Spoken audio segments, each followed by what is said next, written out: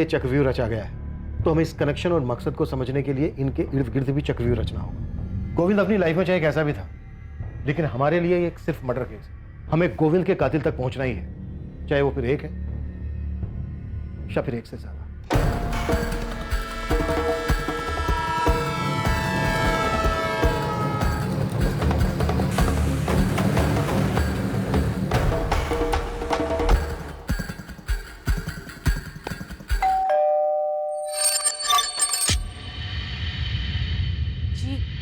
कहिए।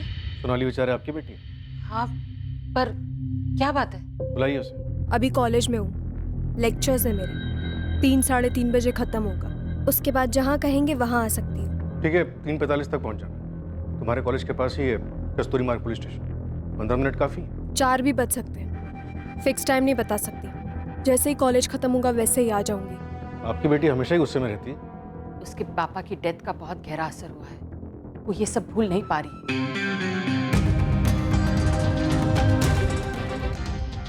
इसीलिए उसने गोविंद देसाई से बदला लिया, उसे मरवा के। जो शक अपने साथ लेकर आए हैं यहाँ पर, क्या वो मेरे बोलने से मिट जाएगा?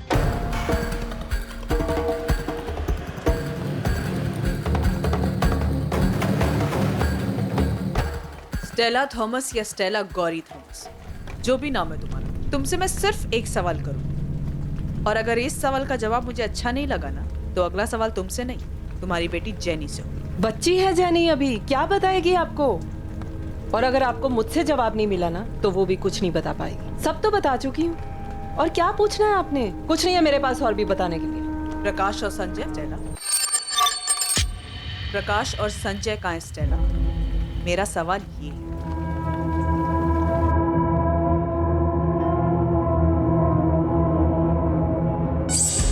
वहीनी ने इसलिए बुलाया था क्योंकि मैं गोविंद बाबू का काम जानता हूँ। उन्हें हेल्प चाहिए थी काम संभालने के लिए। और पायल को तुम दोनों के रिलेशनशिप के लिए भी मान गई हो? कोई रिलेशनशिप नहीं है, हम सिर्फ दोस्त हैं। गोविंद ने तुझे काम से इसीलिए निकाला था ना क्योंकि उसे पता चल गया था तेरे और पायल के बारे में। सर, ये आपकी मनगढ़ंत कहानियां हैं, असलियत में ऐसा कुछ भी नहीं था।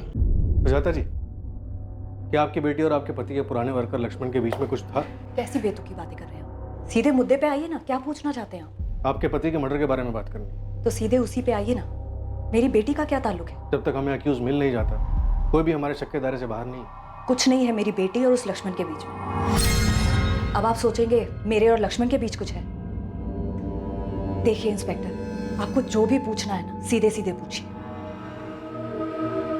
मैंने ना सिर्फ अपना पति खोया है, बल्कि अब इस बात का भी एहसास हो रहा है कि मैं एक ऐसे पति के साथ रह रही थी जिसकी हमारे अलावा भी एक अलग जिंदगी थी, जिसके बारे में मुझे पता भी नहीं। अब पता है तो सिर्फ इतना कि मुझे मेरी बेटी और काम दोनों को संभालना है। चलिए सीधा मुद्दे पे आते हैं। क्या आपकी बेटी ने लक्ष्मण की मदद से आपके पति की हत्या करवाई? मैंने आपसे कहा ना कि नहीं जानती मैं, और मैं ये भी नहीं जानती कि आप लोगों को ऐसा क्यों लगता है। अगर आपको लगता है तो आप पता कराइए ना। मैं अपनी बेटी से ऐसे सवाल नहीं पूछने वाली। क्यों? डर है आपको? इसका जवाब आप पहले से जानते होंगे। नहीं जानती मैं, और ना ही मैंने उससे ये पूछा, क्योंकि मुझे नहीं लगता कि वो ऐसा कुछ कर सकती। किसी भी सस्पेक्ट से सच उगलवाना मुश्किलों भरा होने वाला था। संघर्ष इस बात का था कि कौन सी कड़ी टूटेगी। क्या इन्वेस्टिगेशन टीम इन बातों को आपस में जोड़ पाने में कामयाब होगी? प्रकाश और संजय के साथ क्या हुआ मैं नहीं जानती, लेकिन हाँ मैडम, उन दोनों की छेड़छाड़ से बहुत परेशान थी।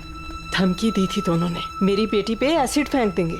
माँ हूं मैं उसकी, ऐसे तो नहीं बैठ सकती थी ना।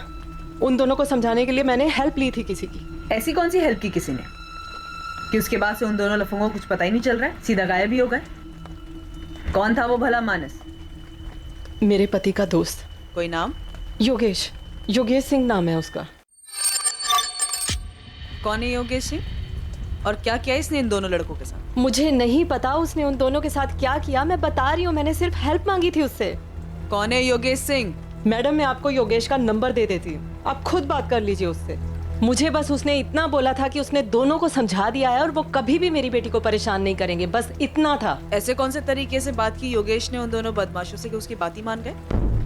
इधर हमको देख लो, जब तक 4 डंडे नहीं पड़ते कोई क्रिमिनल बात ही नहीं सुनता। अब मैं आपको नंबर तो दे रही हूँ ना, आप खुद बात कर लीजिए। बात तो मैं कर ही लूंगी, पर तुम मेरी एक बात सुनो। कहीं से भी अगर मुझे पता चला कि तुम इन मर्डर्स में शामिल हो, तुमने उस प्रकाश और संजय को मरवाया, तुम अपना नाम तक भूल जाओगी कि तुम्हारा नाम गौरी है या स्टेला।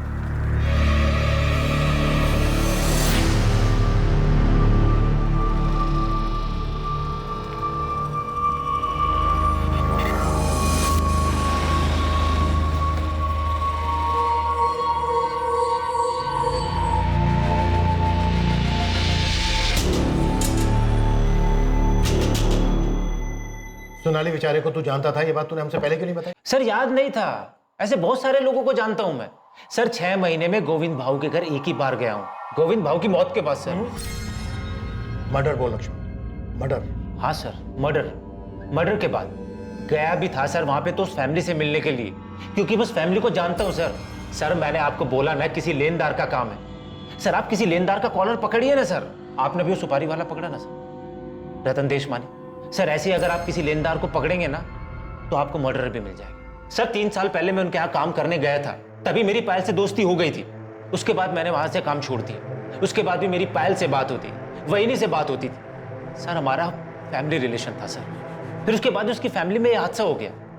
सर पायल दुखी थी, उसे रोने के लिए कंधा चाहिए था सर। तो तूने अपना कंधा आगे कर दिया। तोड़ देंगे तेरे दोनों कंधे हम, कभी बोझ उठाने के लायक नहीं रहेगा लक्ष्मण। सीधे सीधे बोल, स्टेला गौरी थॉमस कैसे आई पिक्चर में? सोनाली बेचारे के साथ मिलकर पायल को भरोसे में लेकर क्या प्लान बनाया तूने? और वो 2 लोग कौन थे जिन्होंने 19 वार किए गोविंद पर? सर कोई नहीं मिल रहा है ना सर, मुझे ही फंसा दो सर। सर लिख दो एफआईआर मेरे नाम पे, डाल दो मुझे सर जेल में। सर मैं खुद ही चला जाता हूँ सर जेल में। ये होशियारी ना बाहर जाके दिखाना, जहाँ पर नहीं चलने वाली है, समझा? सर मैं तो बलि का बकरा बन के रह गया हूँ। इधर आप लोग मुझे काटना चाहते हैं, उधर सर पायल भी मुझ पर डाउट करने लगी है। सर कैसे सबको विश्वास दिलाऊंगा? सच सच बता लक्ष्मण, पापा को तूने मरवाया है? पुलिस वाले शक करते हैं, समझ में आता है, पर तुम भी? माँ की हालत अब देखी नहीं जाती लक्ष्मण, वो बिल्कुल टूट गई हैं। लोग पापा के बारे में पता नहीं क्या क्या बातें कर रहे हैं, बहुत तकलीफ होती है उन्हें, और हम सोच भी नहीं सकते कि उन्होंने क्या क्या झेला है। लोग जो बातें कर रहे हैं ना, सब सच है। और एक सच ये भी है, मैंने सोनाली के फादर को धमकी दी थी। देख लक्ष्मण, थोड़ी हेल्प कर दे, मैं बहुत परेशानी में हूँ। देख थोड़ा समझ के एडजस्ट कर देना। हाँ? मैंने कभी सोचा भी नहीं था कि जिस घर के लिए मैं पैसे लगा रहा हूँ उसका बिल्डर वो पैसे लेके भाग जाएगा। अब आपने गलत जगह दांव खेला है, मेरी प्रॉब्लम नहीं है। अगर इस बार पैसे नहीं आए ना तो आपका नंबर जाएगा सीधा वसूली एजेंट के पास। आपको पता है ना कैसे वसूल करते हैं? सीधा आपके घर आएंगे, और आपको पता है उनके तौर तरीके कैसे होते हैं। लक्ष्मण ऐसा मत कर, मेरी बात सुन। देख मैं फैमिली वाला आदमी हूँ, एक बेटी है मेरी घर में। ये सब मुझको मत बताओ भाव, इसमें मेरा कोई इंटरेस्ट नहीं है। मेरा काम है कलेक्शन करना। अगर मेरे रजिस्टर में आपकी एंट्री नहीं हुई ना तो आपकी रिपोर्ट जाएगी सीधा गोविंद भाऊ के पास, और वो क्या करेंगे ये मैं नहीं जानता। विनोद भाव ने सुसाइड किया ये सुनकर हिल गया था मैं। 2-4 दिन तक तो मुझे नींद ही नहीं आई, उसका चेहरा मेरे सामने रहता था। अकेले में तो ये सोचने लगा था कि भाई उनकी मौत का जिम्मेदार बाप बताइए गोविंद भाव को कैसे मार सकता? कमाल का इमोशनल खिलाड़ी है तू। प्लान में शामिल करने के लिए सोनाली को भी ऐसे ही तैयार किया था क्या? हेलो। सुन पायल, मेरी पूछताछ हो गई, मैंने अंदर सोनाली को देखा। अब तेरा नंबर आएगा, तैयार है? लक्ष्मण कुछ बता, मुझसे क्या पूछेंगे? शांत रहे, मैं अभी ऑफिस जा रहा हूँ, उसके बाद आके तुझसे मिलता हूँ, सब बता दूँ।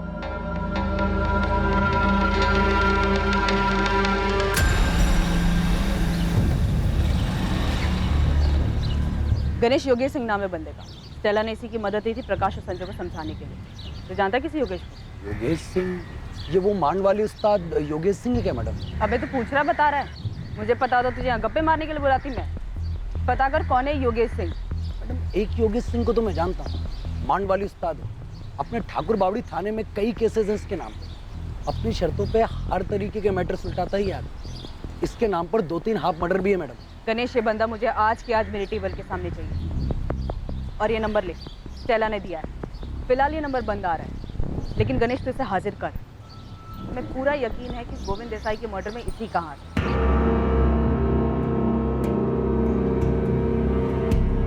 और कितना वेट करना होगा सर? 4 बजे बोला था टाइम पर आप, 4:45 हो रहा। टाइम वेस्ट करने के लिए आपके पास होगा, लेकिन मेरे पास इतना टाइम नहीं है। अंदर आ जाओ, केबिन में बात करो। आ जाओ, बैठो सोनाली। ऑलरेडी 45 मिनट से बैठी ही थी। जो पूछना है जल्दी पूछिए। काफी गुस्से में रहती हो तुम। तुम्हारे प्रोफेसर निरंजन वैद्य ने हमें बताया कि कोई फ्रस्ट्रेशन है तुम्हारे। सही कहा ना? आप इसे सिर्फ फ्रस्ट्रेशन नहीं बोल सकते। मैं सिर्फ इतना कह सकता हूँ कि वो बहुत ही सेंसिटिव लड़की है। क्या उसने कभी किसी मर्डर की बात की?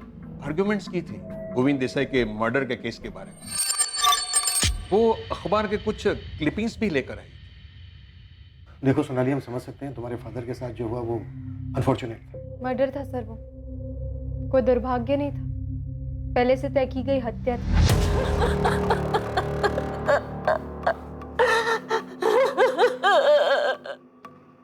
सुसाइड मत बताइए सर, मेरे पापा ने सुसाइड नहीं किया है। इनकी बॉडी से हमें पॉइजन के ट्रेसेस मिले हैं, इसके अलावा और कोई बात सामने नहीं आई।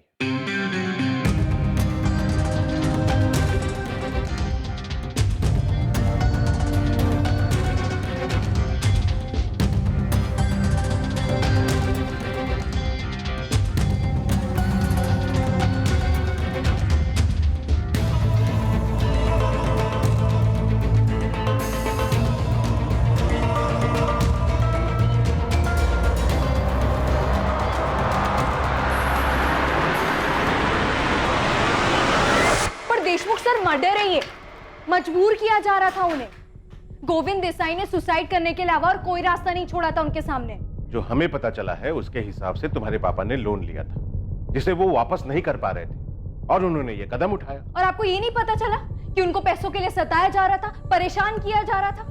सर, सुसाइड करने के लिए मजबूर किया जा रहा था उन्हें। ये बात सिर्फ तुम कह रही हो सोनाली, इसका कोई प्रूफ नहीं है, न तुम्हारे पास न मेरे पास। पर सर प्लीज, सर एक बार मेरी बात तो सुनिए, आप क्यों नहीं सोनाली, मैंने तुम्हारे स्टेटमेंट के बेस पर गोविंद देसाई से पूछताछ की, पर उसने तुम्हारे पापा पर किसी भी तरह का कोई भी प्रेशर देने से साफ इनकार किया। कोई खुद थोड़ी ना बोलता है सर कि उसने मर्डर किया है, तो वो गोविंद देसाई बोलेगा क्या कि उसने मेरे पापा को धमकी दी थी? या आपको उसके मुंह से निकलवाना होगा सर? किस बेस पे करूं ये मैं? क्या तुम्हारे पापा ने कोई सुसाइड नोट छोड़ा है? उन्होंने लिखा है कि ये बंदा मुझे धमका रहा था? देखो सोनाली, मैं तुमसे रूड नहीं होना चाहता, सच ये है कि तुम्हारे पापा के केस की फाइल बंद हो चुकी है। तो तुमने अपने पिता की हत्या का बदला लेने के लिए किया? कर्मा सर, उसके कर्मों ने किया है, वो कोई हिसाब बकाया नहीं छोड़ते। अच्छा, कर्मा? और यही कर्मा अगर तुम्हें आईना दिखाए तो? आप बताइए सर, लोन की जरूरत किसे होती है? जिसके पास पैसे नहीं है उसे। अब जिसके पास पैसे ही नहीं है तो कोई बैंक उसे लोन भी नहीं देती। क्यों नहीं देती? डर होता है कि वो पैसे वापस कर भी पाएगा या नहीं। फिर ऐसे आदमी गोविंद देसाई जैसे ब्याजखोरों के पास जाते हैं जो उसका खून चूस लेते हैं। बैंक इन जरूरतमंद लोगों को लोन नहीं देती है, बल्कि वो तो उन्हें पैसे बांटती है जिनके अकाउंट में पहले से ही लाखों करोड़ों पड़े हुए हैं। आम आदमी का प्रपोजल फेंक दिया जाता है, पर अमीरों के प्रपोजल पर जी खोल कर लुटाया जाता है। कभी प्लेन खरीदने के लिए पैसे दिए जाते हैं, तो कभी बिजनेस के लिए, इंफ्रास्ट्रक्चर लीज पर लेने के। पर असल में क्या होता है, उनका सारा बिजनेस ठप हो जाता है और सारे पैसे छूमंतर। जब तक ये बात किसी को पता चलती है तब तक वो अमीर लोग अपने रईसी के दम पर किसी और कंट्री का सिटीजनशिप ले चुके होते हैं। कानून और सरकार दोनों की पहुंच से दूर हो जाती है। कभी पकड़े भी गए तो सारी सुविधाएं दी जाती हैं उनको जेल में, लेकिन आम आदमी को मिलती है सिर्फ धमकी, डर और जिल्लत। मेरे पापा को भी मिली, इतना सताया गया कि उनको जान देना आसान लगा। क्या ये हत्या नहीं थी? सोनाली, मैं तुम्हारा प्रोफेसर नहीं और ना ही कोई अर्थशास्त्री जो तुमसे बहस करूं इस बारे में। गोविंद देसाई की मर्डर के लिए पूछताछ हो रही है और हमें पूरा यकीन है तुम्ही ने करवाया। तो फिर इस पूछताछ के लिए आपने तैयारी भी की होगी, फोन रिकॉर्ड्स निकलवाए। तो यहाँ तक तैयारी की थी तुमने कि फोन में कुछ नहीं मिलेगा? ये आपका काम है, आप पता करिए, मैं थोड़ी ना कुछ बताऊंगी। क्या करेंगे? धमकी देंगे, 3rd डिग्री यूज करेंगे। सोनाली, कौन था तुम्हारे साथ? स्टेला गौरी थॉमस या फिर तुम्हारे पापा को धमकी देने वाला गोविंद का एक्स एम्प्लॉई लक्ष्मण दियोधर? किसका इस्तेमाल किया तुमने? और गोविंद पर 19 बार चाकू घोंपने वाले वो 2 लोग कौन थे?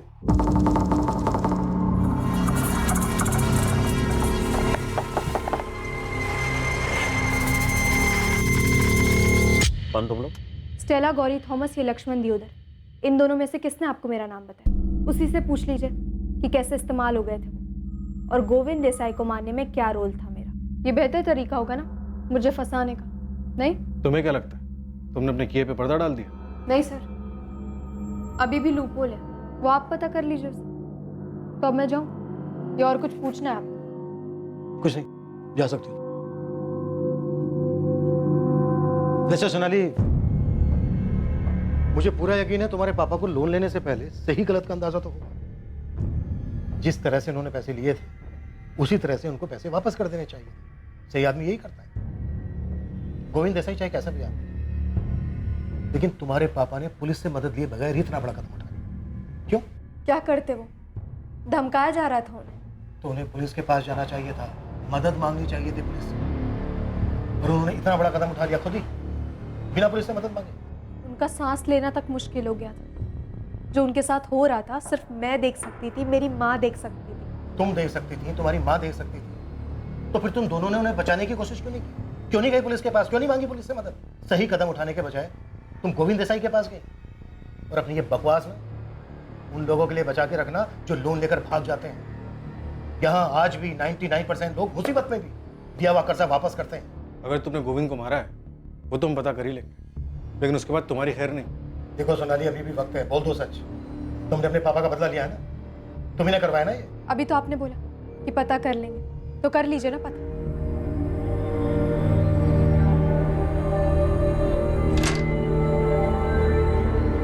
सोनाली, सोनाली, सोनाली, क्या हुआ बेटा? सोनाली, दरवाजा खोलो। सोनाली बेचारे ने पुलिस को जो चैलेंज दिया था उसके फोन रिकॉर्ड्स उससे बिल्कुल उलट थे और उससे कुछ हैरत अंगेज चीजें बाहर आने वाली थी। गोविंद की वाइफ सुजाता और उसके पुराने वर्कर लक्ष्मण के उसका बिजनेस संभालते ही कुछ संदिग्ध चीजें होने लगी थी।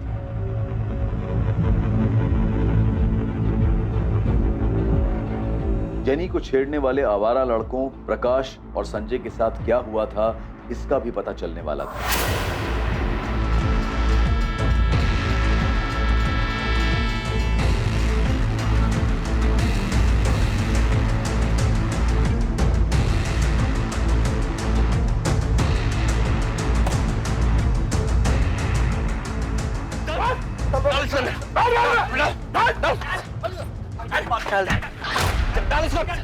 बंद कर इसको।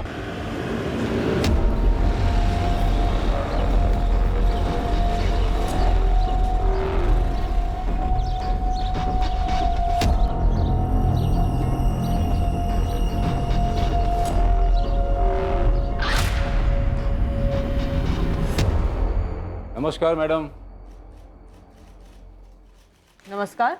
सुना कि आपकी खबरी मेरे बारे में पूछताछ कर रहे हैं, तो मैंने सोचा कि आप इतना तकलीफ क्यों ले, मेरे को फ़ोन मार देते, मैं हाजिर हो जाता आपके सामने। है कौन तू? योगेश सिंह। लोग प्यार से मेरे को मांडवाली उस्ताद भी बोलते हैं। स्टेला बता रही थी कि मेरे बारे में कुछ पूछ रहे थे आप तो। अच्छा, तो तू है जो स्टेला गौरी थॉमस के इशारों पे नाचता है? अरे मैडम, वो मेरे दोस्त की वाइफ है, उसका पति जॉन मेरा खास दोस्त था। संजय और प्रकाश को मार के कहाँ फेंका तूने? और गोविंद देसाई को किसके कहने पे मारा? स्टेला के कहने पे। तुझे क्या लगा तू पकड़ा नहीं जाएगा? प्रकाश और संजय मच्छर है मैडम, छोटे मोटे टपूरी। स्टेला ने अपने को बोला कि वो लोग जेनी को छेड़ते हैं, मुझसे मदद मांगा, तो मैंने उन दोनों को समझा दी। गलती हो गई, गलती हो गई। नहीं रे, बॉडी मिलनी चाहिए, नहीं तो कोई डरेगा नहीं। बिल्डिंग से नीचे धक्का दे देने, हाँ? डर के सुसाइड किया ऐसा लगना चाहिए। भाऊ आज के बाद कभी जेनी को नहीं छेड़ेगा। भाऊ उस गली में नहीं, उस गली में कभी नहीं जाऊंगा। भाऊ उसके पैर पकड़ के माफी मांग लेंगे, उसको बहन बना लेंगे। भाऊ बस माफ कर दो एक बार, भाऊ प्लीज। भाऊ मर्डर वर्डर नहीं किया मैडम, खाली एरिया छोड़ के जाने को बोला बस। वो क्या बोलते हैं आप लोग, तड़ी पार, वही की। अबे गुंडे, टांगे तोड़ के ना हाथ में दे दूंगी अगर पता चला कि कुछ हुआ है संजय प्रकाश को। अभी बता कहाँ है वो दोनों? कुछ नहीं किया है मैंने मैडम, वो लफंडर लोग हैं, पी खा के पड़े होंगे किधर भी, अभी मैं उनके पीछे पीछे थोड़ी घूमता। योगेश, तुझसे ये पूछा है कहाँ मार के फेंका है तूने उन दोनों को? अरे मैडम कहीं नहीं, मैंने कहीं नहीं मारा उनको, आप फालतू में परेशान हो रहे हो। मैं तो मांडवाली करवाता हूँ, मर्डर वर्डर मैं नहीं करता है। ठीक है, अगर संजय और प्रकाश जिंदा हैं तो मेरी टेबल के सामने चाहिए, और वो दोनों बंदे भी चाहिए जिसको तूने भेजा था गोविंद देसाई को मारने के लिए। मैडम ये गोविंद देसाई कौन है? वो स्टेला बोल रही थी कि आप लोग उससे पूछताछ कर रहे थे उसके बारे में। उस बेचारी को क्या मालूम, उसने किसी से लोन लिया, अभी वो वापस लेने से पहले ही चला गया। तो मतलब स्टेला ने सुपारी लोन के पैसे से दी? अरे मैडम उसको क्या जरूरत है ये सब करने की? वो बेचारी अकेली औरत कामकाज करके अपनी बेटी जेनी को पढ़ा रही है। अब ताई को उसको ये बेकार के मर्डर वर्डर के लफड़े में घसीट रहे हो। आपको प्रकाश और संजय को देखने हैं तो मैं एक काम करता हूँ, मैं अपने लोगों को बोलता हूँ कि उन दोनों को पता लगा। 1 हफ्ते का टाइम दो मेरे को, ये दोनों लुखे और गोविंद देसाई का मर्डर करने वाला आपके सामने होंगे। चल ठीक है, दिया तुझे मैंने 1 हफ्ता, लेकिन इस पूरे 1 हफ्ते सुबह 10 बजे तेरी हाजिरी चाहिए मुझे इस थाने में। आऊँगा ना मैडम, आऊँगा, पर वो स्टेला को ना परेशान नहीं करने का। क्या है, उसकी लाइफ में पहले ही बहुत तकलीफ है। क्या बोला वो कि स्टेला को परेशान मत करो? अब ये 2 कौड़ी का गुंडे हमें बताएंगे कि हमें क्या करना है और क्या नहीं करना है। सर, गलती करने का एक मौका दिया है उसको। मुझे पूरा डाउट है कि संजय और प्रकाश को उसने मरवा दिया। इसके पीछे मैंने अपने आदमी लगवाए हैं। सर, अगर इसने हड़बड़ाहट में एक भी गलती की तो संजय और प्रकाश को गायब करवाने और गोविंद देसाई के मर्डर में इसका कनेक्शन सामने आ जाएगा। स्टेला पर भी नजर है हमारी, वो एक अहम कड़ी है इस केस में। नहीं, ऐसा तो नहीं है कि प्रकाश और संजय गोविंद के रिकवरी एजेंट? ऐसा तो कुछ सामने नहीं आया सर। गोविंद देसाई के कॉल रिकॉर्ड में भी ऐसा नहीं मिला है और लक्ष्मण भी मना कर रहा है।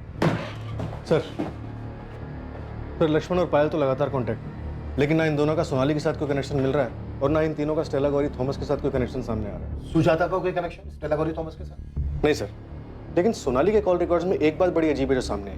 जिस दिन गोविंद का मर्डर हुआ यानी 17 जुलाई को, उस दिन सोनाली के फोन पर ना कोई कॉल आया और ना ही गया।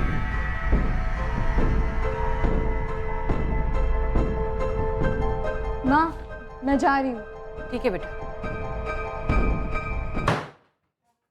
जब फोन ऑफ हुआ तो लास्ट लोकेशन उसका घर का एरिया दिखा रहा था, और जब ऑन हुआ तो भी एरिया उसका घर का ही था। और रिकॉर्ड से कोई नंबर मिला? नहीं सर, या तो उसकी बात उसकी माँ से होती है या फिर उसके कॉलेज के प्रोफेसर निरंजन से। काफी शातिर लड़की है सर। आप ही बता रहे थे कि कॉल रिकॉर्ड निकलवाने के बारे में खुद ही बोल रही थी, तो मुझे ऐसा लगता है इसने फोन यूज ही नहीं किया होगा। नैना, सोनाली तुम्हारी जिम्मेदारी है, कैसे भी करके लिंक पता करो। देखो दूसरी तरफ लाइन कहाँ जुड़ी है इसमें और किसकी हेल्प ले रही है। जी सर। अंदर आ जाओ सर। हाँ आजा पीटर साहब, ये गोविंद के जाने के बाद उसके धंधे में कोई तो बहुत बड़ा डिस्काउंट स्कीम चल रहा लगता है। क्या चल रहा है बता? उसकी बीवी सुजाता लोगों की लोन माफ कर रही है। उसका पैसा है, करने दे, हो सकता है अपने पति का प्रायश्चित कर रही हो। प्रायश्चित आदमी 5-10 हज़ार रुपये का करता है, ये तो लाखों का लोन माफ कर रही है साहब।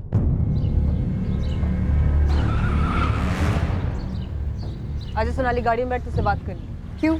पुलिस वालों ने पिकअप ड्रॉप सर्विस शुरू की है क्या? क्या सर्विस शुरू की है ये मैं बाद में बता दूँ। फिलहाल गाड़ी में बैठ। सीधा पुलिस स्टेशन आऊंगी, अभी मेरा कॉलेज का टाइम। बात करने के बाद मैं खुद तुझे कॉलेज छोड़ूँ। बैठ अंदर।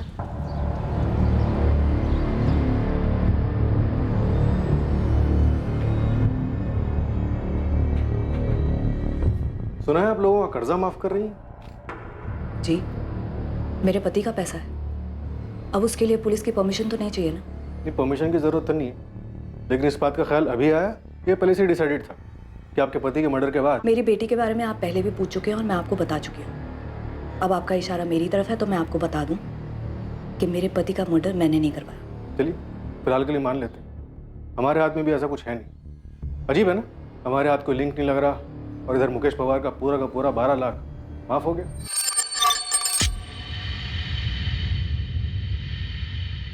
जी, माफ कर दिया, और कई लोग हैं जिनका माफ करूंगी। ये मेरा फैसला है और इसका मेरे पति के मर्डर से कोई लेना देना नहीं। ऐसे क्या देख रहे हैं साहब? वैली ने जो भी किया उनका पैसा है, खुल्लम खुल्ला सबके सामने, कोई चोरी छुपे नहीं किया।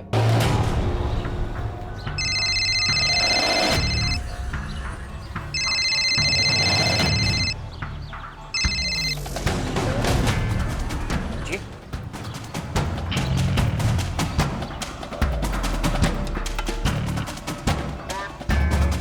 17 की डेट तो याद नहीं है मुझे, लेकिन कभी कभी पूरा दिन अपना फ़ोन ऑफ करके रखती हूँ। ये डेट तो याद होनी चाहिए तुम्हें।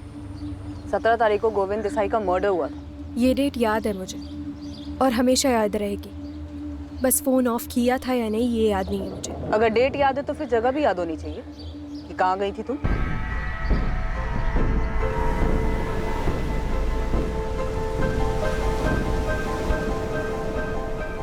इतना याद नहीं है मुझे, लेकिन शायद मनोहर के आसपास कहीं गई थी।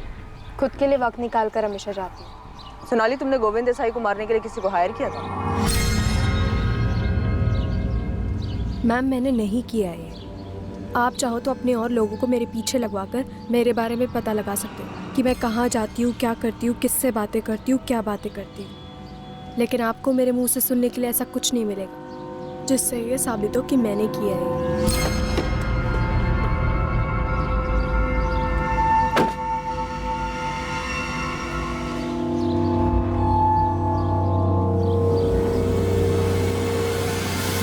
मैं अपने पापा के डेथ से बहुत परेशान थी। मैंने उनकी मौत के लिए गोविंद देसाई को दोषी माना। मैं उसकी ज़िंदगी बर्बाद करना चाहती थी कि मैं उसकी ज़िंदगी नर्क बनते हुए देखूं। लेकिन अब जब उसकी मौत हो चुकी है तो मुझे ऐसा लगता है कि ये कर्म चक्र है। जो उसने मेरे पापा के साथ किया उससे भी वैसा ही मिला। लेकिन सच ये है कि मैं अभी भी खुश नहीं हूँ, ना मुझे अंदर से शांति मिली है, क्योंकि जो हुआ उससे मेरे पापा तो वापस नहीं आ जाने वाले। मैं बस आपको इतना ही बोल सकती हूँ कि मैंने उसे नहीं मारा है और ना ही मैंने किसी को सुपारी दी है उसे मारने के लिए।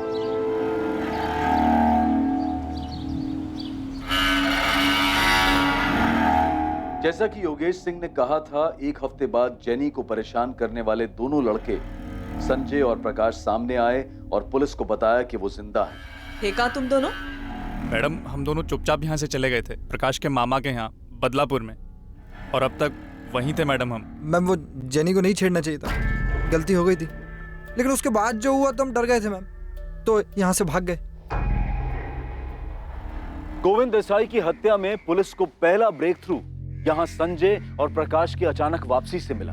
यह पुलिस की अचानक से की गई गणित का नतीजा था कि उन्हें एक कहानी दिखाई दी, जिससे न सिर्फ गोविंद की हत्या का मोटिव सामने आया, बल्कि इसके पीछे की साजिश, हत्यारे और साजिशकर्ता का भी पता चला। सर, संजय और प्रकाश हमारे पास है। मुझे ऐसा लगता है कि वो दोनों इस साजिश में शामिल हैं। हमें अब तक ना इस केस का मास्टरमाइंड मिल रहा है, ना ही वो दो लोग मिल रहे हैं जिन्होंने गोविंद देसाई को मारा है।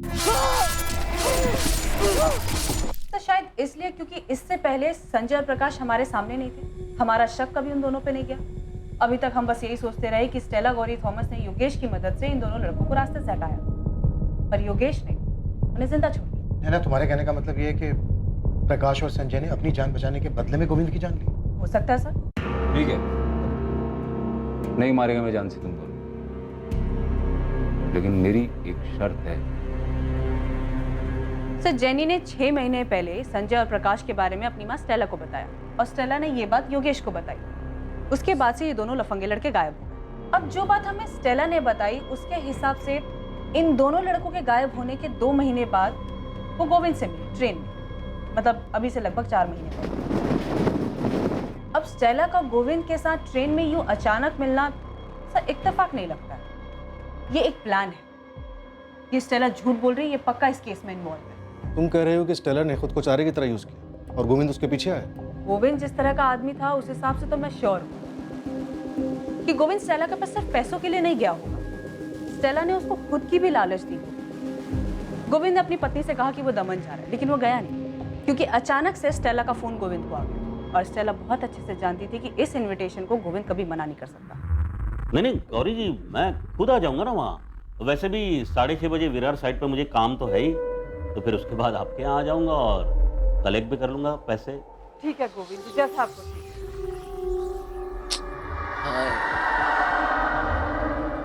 ऐसे छोटे मोटे अमाउंट लौटाने की क्या जरूरत है गौरी जी? अब नहीं भी देंगे तो चलेगा, बस बस बस। उसके बाद 2 लोग गोविंद पे अटैक करते हैं। वो संजय और प्रकाश हो सकते हैं। गोविंद बाबू, कौन तुम लोग?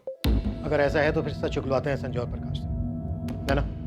तुम स्टेला और जेनी को भी ले आओ, चारों को आमने सामने बिठाते हैं और करते हैं पूछताछ। क्या हुआ? खाली हाथ क्यों है? वो चाकू लाना भूल गए क्या, जिससे गोविंद का मर्डर किया था? याद नहीं आ रहा? मैं याद दिलाता हूँ। 19 वार किए थे जिस पर तुमने कस्तूरी फाटा था।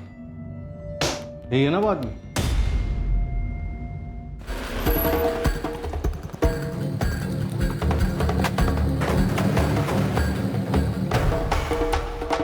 जेनी को हमने स्कूल से उठा लिया है, चलो मिलो उसे। कहाँ ले गए आप लोग उसे? Police station. डरो मत, तुम दोनों से हमें साथ में बात करनी। साहब, हम लोग तो छोटे मोटे काम करते हैं साहब, ये मर्डर केस में हमें मत डालो साहब। सर हम सच बोल रहे हैं सर, हम दोनों बदलापुर चले गए थे सर। जेनी को छेड़ने के बाद योगेश सिंह ने इसी शर्त पर छोड़ा था ना, गोविंद की मर्डर करने की। नहीं सर, उसकी तो शर्त ही ये थी कि इसके बाद हम इस एरिया में ना दिखे सर। ठीक है, नहीं मारेगा मैं जान से तुम दोनों, लेकिन मेरी एक शर्त है, न पालघर में कभी तुम दोनों दिखोगे, न पालघर के आसपास। धानु, वसई, विरार, पूरा वेस्टर्न लाइन में कहीं नजर नहीं आने चाहिए, समझे? साहब हम लोग को लगा कि हम कभी वापस नहीं आ पाएंगे, फिर योगेश भाऊ के आदमी लोगों ने कहा कि कस्तूरी मार्ग पुलिस स्टेशन पर हाजिरी देनी है, इसलिए हम यहाँ पर आए साहब। सर हम किसी गोविंद देसाई को भी नहीं जानते। खेल खत्म तुम्हारा स्टेला गौरी थॉमस। गोविंद देसाई के कत्ल के जुर्म में अरेस्ट कर रहे हैं हम तुम्हें। तुमने पहले गोविंद को लालच देकर बुलाया हो और उसके बाद जान से मार दिया उसको। हमें जानते हैं कि तुम गोविंद से कभी ट्रेन में मिली ही नहीं थी। जेनी ने भी हमसे सच छुपाया, लेकिन तुम फिक्र मत करो, वो माइनर है, उसके साथ माइनर जैसे ही बर्ताव किया जाएगा। सर मैं सच कह रही हूँ, मैंने किसी का मर्डर नहीं किया। संजय और प्रकाश ने सब कुछ बता दिया है। जिस्मानी लालच देकर बुलाया तुमने गोविंद को वहां पर। मर्डर भले ही तुमने ना किया हो और शामिल तुम भी। सर वो दोनों झूठ बोल रहे हैं, वो लोग दुश्मनी निकाल रहे हैं मेरी मम्मी के साथ। क्यों झूठ बोलेंगे जेनी? तुम्हारी मम्मी ने इन दोनों गुंडों को हटाने के लिए एक दूसरे गुंडे योगेश की मदद ली इसलिए। सोचो, जब लोगों को ये पता चलेगा कि जेनी की माँ ने मर्डर किया है तो कैसा बिहेव करेंगे वो जेनी के साथ। सीधे सीधे बता दो ये सारी प्लानिंग कैसे बनाई थी? हेलो, गोविंद भाऊ बोल रहे हैं? हाँ बोल रहा हूँ, कौन? मेरा नाम गौरी है। आपकी छोटी सी मदद चाहिए थी, बेटी को पढ़ाने के लिए लोन चाहिए, मिल सकेगा? हाँ मिल जाएगा, लेकिन उसके लिए आपको सामने आकर मिलना पड़ेगा, फोन पर नहीं हो सकता। तो गौरी तुम्हारा नाम कभी था ही नहीं, ये तुमने गोविंद देसाई के लिए रखा था। इसीलिए रखा था, लेकिन मुझे नहीं पता था ये सब होने वाला है। तो फिर ये लोन वोन ये सब नाटक था? क्यों किया तुमने ऐसा? क्या तुम्हारा हिसाब भी कोई बाकी था? सर मेरा उसके साथ कोई हिसाब बाकी नहीं था, मैं तो गोविंद को जानती तक नहीं थी। प्रकाश और संजय का डर अब खत्म स्टेला, अब इधर कभी दिखाई नहीं देंगे वो लोग। Thank you so much Yogesh. Jenny बहुत डरी हुई थी इसीलिए तुम्हें परेशान किया, और हाँ इसके बदले कभी भी तुम्हारी कोई भी मदद कर पाऊँ ना, मैं हमेशा तैयार हूँ। ये क्या बोल रही स्टेला? जॉन होता तो भी ऐसे ही बोलती क्या? दोस्त था वो मेरा, अभी वो नहीं है तो उसकी फैमिली के लिए इतना तो करना बनता है ना। योगेश तुम्हारा ये एहसान ना जिंदगी भर उधार रहेगा मुझ पे, सच बोल रही हूँ। तो गोविंद को फंसाकर तुमने योगेश का एहसान चुकाया। मुझे नहीं पता था योगेश के मन में क्या है। एक हेल्प चाहिए स्टेला। बोलना योगेश, क्या बात है? गोविंद देसाई ये इंटरेस्ट पे पैसा बनाता है। अच्छा, बस इसको एक कॉल कर और बोल कि तेरे को लोन चाहिए। लोन? हाँ, और अपना नाम गौरी बताने का, स्टेला नहीं। गौरी? तू फिक्र मत कर, अपने को उसके साथ कोई पुराना हिसाब किताब चुकता करना है। जैसा मुझे योगेश ने बोला था मैंने बिल्कुल वैसा ही किया। मैंने 10,000 रुपए अरेंज कर लिए हैं गोविंद जी, आप लेने आ सकते हैं या फिर? नहीं मैं खुद आ जाऊंगा गौरी जी, क्योंकि वैसे भी मुझे विरार साइड पे 6:30 बजे शाम को काम है ही, फिर उसके बाद आपके यहाँ आ जाऊंगा। नहीं गोविंद जी, घर मत आइएगा, मेरी बेटी भी होगी। कस्तूरी फाटा पे मिल सकते हैं? मुझे वहाँ पे कुछ काम है तो आपके पैसे भी दे दूंगी और किसी होटल में डिनर भी कर लेंगे। हाँ बिल्कुल गौरी जी, तो मिलते हैं। प्रकाश और संजय वाला एहसान बराबर स्टेला। ये लास्ट टाइम था योगेश। हाँ, इसके बाद जरूरत भी नहीं पड़ेगी। आज मैं गोविंद का हिसाब किताब भी बराबर कर दूंगा।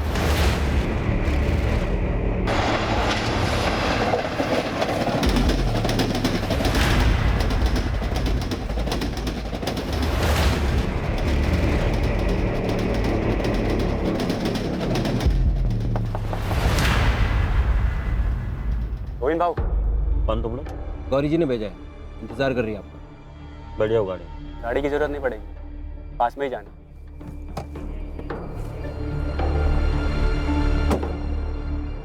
कहाँ जाना? आओ बस वो पीछे। हाँ?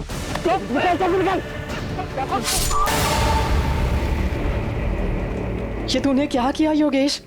पुलिस का फोन आया था मुझे, गोविंद का मर्डर हो गया, मर्डर, और मेरा नंबर मिला है उसके फोन से। परेशान मत हो स्टेला। तू ये करने वाला था, इसलिए फोन करवाया था गोविंद को मुझसे? योगेश तूने मुझसे कहा था कोई पुराना हिसाब बराबर करना है उससे, ये नहीं बताया था तूने मुझे? घबरा मत, डरने की कोई जरूरत नहीं है, कुछ नहीं होगा। जैसा मैं सुना रहा हूँ वो याद कर और पुलिस को भी वैसे ही बताना। तू ट्रेन में आती जाती है ना? योगेश ने जेनी को संजय और प्रकाश से बचाया था, इसलिए तुमने आंख बंद करके उस पर भरोसा कर लिया। और गोविंद को वहां पर बुला लिया जहां पर उसका मर्डर हुआ। योगेश ने क्यों मारा गोविंद को? सर मुझे कुछ नहीं पता योगेश ने ऐसा क्यों किया। मुझे तो ये भी नहीं पता था कि वो मेरा इस्तेमाल कर रहा है। ये दोनों तब तक यहां से नहीं जाएंगे जब तक हमें वो गुंडा योगेश नहीं मिल जाता। लेकिन सर मैंने कुछ नहीं किया, मैंने कुछ नहीं किया।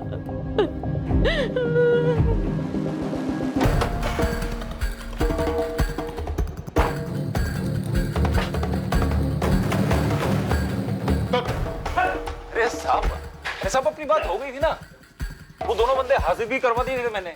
अभी अभी क्या? तू हमें बताएगा किससे बात करनी किससे नहीं? हाँ, तुझे क्या लगा तू बोलेगा तो हम स्टेला को छोड़ देंगे? कदम, अरे कदम बस बैठ। चलो जा शुरू, टाइम नहीं है मेरे पास, मुझे और भी मैटर सेटल करने हैं। ये दोनों गए थे साहब, जग्गा और मोंटी, गोविंद को मारने। ऐ शाबाश। कदम अरे दोनों को, तीसरे को छोड़ दे। चल बोल, क्या लफड़ा था तेरा गोविंद देसाई के साथ? पैसे लिए थे तूने उससे? पैसे लिए थे साहब, लेकिन उसके नहीं, उसकी सुपारी के पैसे लिए। और वो पान की दुकान कौन सी है जिसने तुझे सुपारी पकड़ाई? मुकेश पवार नाम है उसका। और ये वही है ना जिसका कर्जा माफ हुआ था? हाँ सर वही है। मांडवारी करवाना है तो बोल, फुल मर्डर का 4 लाख लगेगा। नहीं जाएगा 4 लाख। ये आदमी 2 लाख एडवांस लगेगा, पूरा प्लानिंग करना पड़ेगा, सर्किट बैठाना पड़ेगा। कल मिल जाएगा तो डील पक्का समझो। कल पैसा ला फिर डील पक्का समझ। स्टेला को यूज क्यों किया? ये तेरा प्लान था? हाँ साहब, मेरे को लग गया था कि गोविंद को चारा डालना ही पड़ेगा, इसलिए मैंने फुल प्रूफ प्लान बनाया। एक विधवा को चारा बनाया तूने, बच गई ना तेरे फुल प्रूफ प्लान की।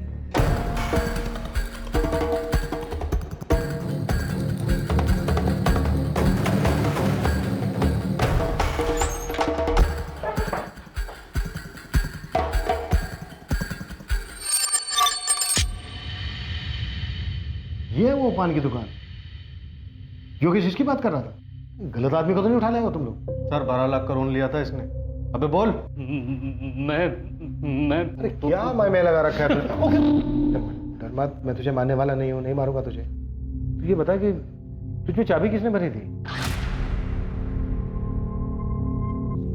सुजाता देसाई। सर ये सुपारी की दुकान तो घर पे निकली।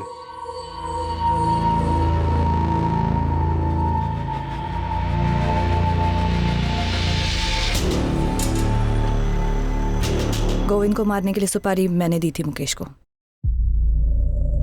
उसके बाद मुझे नहीं मालूम कि कितने लोग थे और किसने उसे मारा। पायल को इसके बारे में कुछ नहीं मालूम था और मैंने ना कुछ बताया। ये सब हम पता लगा लेंगे सुजाता जी, किसको क्या मालूम था, क्या मालूम नहीं था, क्या चार्ज लगाना है। अब सिर्फ ये बताइए कि आपने गोविंद की सुपारी क्यों दी थी? वो बहुत सी औरतों के साथ शारीरिक संबंध बनाता रहता था इसलिए?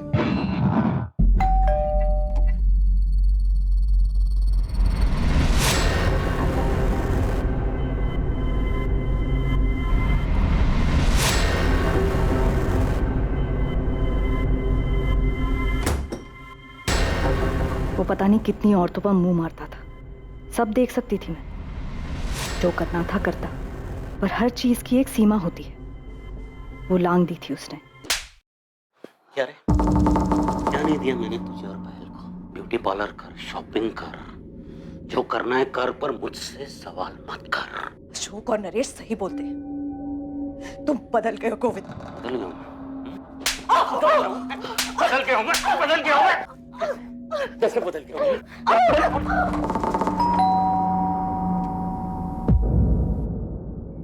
माँ,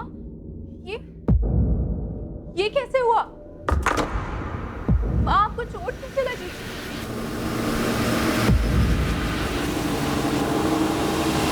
पापा, वहाँ पर हाथ कैसे उठाया आपने? हाथ कैसे उठा सकते हैं आप वहाँ पर? ऐसे क्या कर रहे हो? मुझसे सवाल करेगी? हाँ? क्या कर रहे हो? वो नीच काम करता रहा, मैं आंखें मूंदी रही। वो मुझे मारता रहा और मैं कुछ नहीं बोली, लेकिन जब उसने पायल पर हाथ उठाया तो मेरी सहनशीलता जवाब दे गई। फिर मुझे लगा कि हम दोनों के घुट-घुट के मरने से अच्छा है कि वो अकेला ही मर जाए। मैंने देखा था तुम उसके पैरों में गिर के गिड़गिड़ा रहे थे। मैं क्या करूं सुजाता जी, पैसे लिए थे मैंने, वापस ही नहीं कर पा रहा। कितने हैं? अभी 12 लाख बचा है। तुम्हें देने की जरूरत नहीं है, सारा माफ कर दूंगी। ऊपर से जो भी खर्चा होगा वो भी मिलेगा, अगर तुम किसी का जुगाड़ कर सको जो गोविंद को मुक्ति दिला सके। जान से मारना है उसे। पायल उस वक्त बालिग थी, अपने अच्छे बुरे की समझ थी उसे। पहले मैंने सोचा इसे लेकर कहीं दूर चली जाऊं, लेकिन उसे सबक सिखाना जरूरी था। बिला वजह मार खाई थी मैंने और मेरी बेटी ने। तो ये दमन वाली कहानी इस प्लान का हिस्सा है? जी। और पायल तुम जानती थी कि तुम्हारे माँ ने ही तुम? नहीं मैम, पर मुझे शक था कि ऐसा कुछ हो सकता है। लक्ष्मण भी शामिल था इस सब में? नहीं, उसे भी कुछ नहीं मालूम। मुजरिम सिर्फ मैं हूं। मुकेश की भी मजबूरी का फायदा मैंने उठाया। फैसले करने की आदत छोड़ दो, कुछ जज नहीं है। मुजरिम माँ ने जो कुछ भी किया सब मजबूरी में किया। सर वो मजबूर थी। कानून की नजर में तुम्हारी माँ इस वक्त सिर्फ एक मर्डरर रह पाया।